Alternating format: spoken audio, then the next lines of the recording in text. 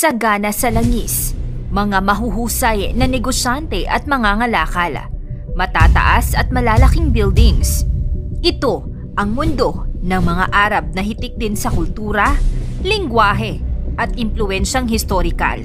Ito ang mundo na naging tahanan ng mga sinaunang sibilisasyon kagaya ng Egyptians, Babylonians at Assyrians, at ang mundo ng ikalawang pinakamalaking religious group sa mundo, ang Islam. Malawak ang impluwensyang dala ng Arab countries sa pandaigdigang usapin mula sa mga isyung energy resources, trade and finance, diplomatic alliance, historical contributions, at lalong-lalo na sa isyu seguridad. Sa mundo na kabi-kabilaan ang kaguluhan at hindi pagkakaunawaan ng mga bansa, hindi maitatanggi ang epekto nito sa global security, partikular na sa nagaganap ngayong gyera sa pagitan ng Israel at militanteng grupo na Hamas. Noong ika-7 ng Oktubre, umatake ang Hamas. Ito ay tinaguri ang pinakamalalang pag-atake ng Hamas sa loob ng ilang taon. Pinasok ang teritoryo ng Israel at nagpaputok ng di bababa sa 5,000 missile rockets. Katakot-takot at pasunod-sunod na atake ang isinagawa ng grupo sa iba't ibang bahagi ng Israel. Kaya naman naging hamon para sa Israel ang mga banta ng pagnanais na mabura ang kanilang lugar sa heograpiya, bunga ng matinding pagnanais na mabawi ng Palestinian, katulong ang malalakas na Arab countries na nakapalibot sa Israel. Kaya naman seryoso talaga ang Israel sa pagpapalakas pa ng kanilang puwersa sa digmaan at pagnanais na makasabay sa mga superpower countries. Pinapatupad sa kanila ang mandatory military service, well-developed din ang kanilang missile system, updated ang kanilang mga armas pandigma, pinatinding defense system na Iron Dome, tinatayang nasa 80 to 400 ang nuclear warheads, at higit sa lahat, sinabi na ng United States of America na handa nilang tulungan ang Israel sa digmaan. Kaya naman kung ganito ang puwersa ng Israel, ano ang magiging ganti ng Palestine kapag uminit pa ang tensyon?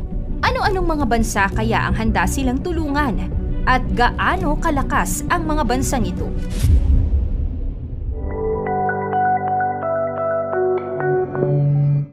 Socio-political landscapes. Ang mga bansa ng Arabo ay may malalim na pagkakaiba sa kanilang mga kalagayan sa larangan ng sosyo-politika.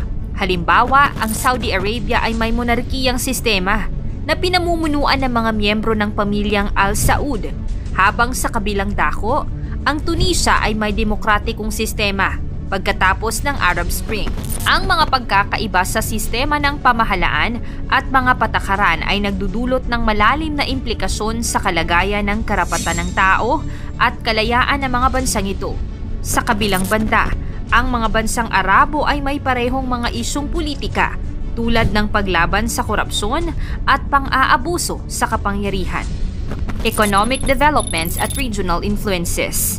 Ang mga bansang Arabo ay may magkakaibang antas ng ekonomikong pag-unlad. Ang mga bansa sa Gulf Cooperation Council or GCC, tulad ng United Arab Emirates at Qatar, ay may mga malalakas na ekonomiya dahil sa yaman sa langis at iba pang natural na yaman. Sa kabilang dako, ang mga bansa tulad ng Yemen at Libya ay nakararanas ng mga suliraning ekonomiko dahil sa katiwalian, kawalan ng seguridad at panloob na alitan.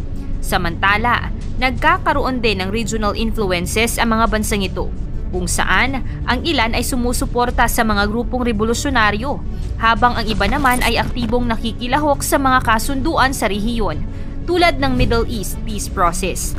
Ang Saudi Arabia ay kilala bilang isa sa mga pangunahing producer at exporter ng langis sa buong mundo. Ito ay may malaking impluwensya sa global na merkado ng enerhiya at naglalaro ng mahalagang papel sa global na supply ng langis. Ang Saudi Aramco, ang national oil company ng Saudi Arabia, ay isa sa pinakamalaking oil company sa buong mundo at nagpapakita ng malaking impluwensya sa industriya ng enerhiya sa pandaigdigang antas. Ang Saudi Arabia ay kilala rin sa kanilang malalaking langis reserves na nagbibigay sa kanila ng kakayahang mag-produce ng malaking halaga ng langis araw-araw. Cultural dynamics and religious impacts on global perceptions. Ang mga bansang Arabo ay may makulay na kultura at relihiyosong tradisyon. Ang Islam ay pangunahing relihiyon sa karamihan ng mga bansang ito. Ngunit may mga pagkakaiba sa pag-unawa at pagsasabuhay nito. Ang mga bansa ay may kani-kanilang mga kultura, wika at tradisyon na nagbibigay daan sa kanila na magkaroon ng mga natatanging pagsasanay at pananaw. Ang mga kultura at relihiyosong impluwensya ng mga bansang Arabo ay may malalim na epekto sa pagtanggap at pag-unawa mula sa pandaigdigang komunidad. Ito ay dahil sa iba't ibang mga isyu tulad ng terorismo at pagpapahalaga sa mga karapatan ng kababaihan ay naging bahagi ng mga pandaigdigang usapan. Labis na diskriminasyon ang natatanggap ng mga bansang ito, kabilang na ang stereotype na sila ay mga bayolente at terorista. Arab countries and global conflicts. Kilala ang rehiyong ito sa walang katapusang alitan at digmaan. Ito ay dahil sa mahabang kasaysayan ng hindi pagkakaunawaan. Isa na rito ang alitan sa teritoryo, kapangyarihan at epekto ng kolonyalismo. Marami rin sa mga bansang ito sa Arab world ang nakakaranas ng kawalan ng katatagan sa politika, tulad na lamang sa awtoritaryanong pamamahala, kakulangan sa proseso ng demokrasya at mahinang pamamahala na nagdudulot ng alitan sa loob ng bansa. Nang dahil na rin sa tensyong etniko at relihiyon ay mas pinapalala pa ang alitan sa loob nito. Ang mundo ng Arab ay may iba't ibang paniniwala sa relihiyon na minsan ay ginagamit sa politika at pansariling interest. Ang lakas militar ng mga Arab countries. Ang Egypt na nasa ika-14 na pwesto sa pandaigdigang ranggo ay itinuturing na isa sa may pinakamalakas na militar sa rehiyon ng mga Arab countries. Ang kanilang hukbo ay may mahalagang papel sa seguridad at katatagan ng rehiyon. Ang Saudi Arabia na nasa ika-22 na pandaigdigang ranggo ay isa sa pinakamalakas na bansa sa loob ng Gulf Cooperation Council or GCC. Malaki ang puhunan ng mga bansang ito upang mas maitatag pa ang modernong teknolohiya at infrastruktura para sa mas malakas pa na military forces. Ang United Arab Emirates ay lumitaw din bilang isang mahalagang kalahok sa rehiyon na may pandaigdigang ranggo na ika-56. Malaki rin ang kanilang puhunan sa modernong kagamitan, teknolohiya at pagsasanay sa militar na lalo pang nagpapatibay ng kanilang posisyon sa gitnang silangan at hilagang Afrika. Sa magkabilang alitan at di pagkakaunawaan, ang walang katapusang pag-aaway at digmaan ay kailanman di matitigil kung walang magpapakumbaba at iintindihin sa bawat isa.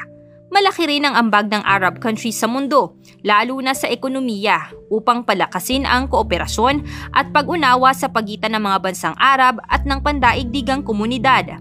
Mahalagang palakasin ang mga ugnayan sa pagitan ng mga bansa at ang iba't ibang sektor ng lipunan. Kinakailangan ang mas malalim na diplomasya at pakikipag-ugnayan upang matugunan ang mga pagkakaiba at makamtan ang pangkalahatang kapayapaan at kaunlaran. Ang pagtutulungan sa larangan ng edukasyon, kalakalan at kultura ay mahalagang hakbang sa pagpapalakas ng pangunawa at ugnayan sa pagitan ng mga bansang Arab at ng global na komunidad. Ang bawat magkabilang panig ay nagnanais na ipanalo ang kanya-kanyang ipinaglalaban. Ngunit sa gitna ng hidwaan at kaguluhan, isa lamang ang tunay na natatalo. Iyon ay ang mga sibilyan at mamamayan na patuloy na naghihirap at dumaranas ng hirap at pait. Dahil sa digmaan, walang panalo. Lahat ay talo. Hindi lamang ekonomiya ang apektado ng ganitong kaguluhan dahil ang pinagkatalunan ay ang mga inosenteng sibilyan. Anong komento mo sa ating topic ngayon, Kasoksay? Paki-like naman ang ating video at i-share na rin sa iba. Maraming salamat at God bless.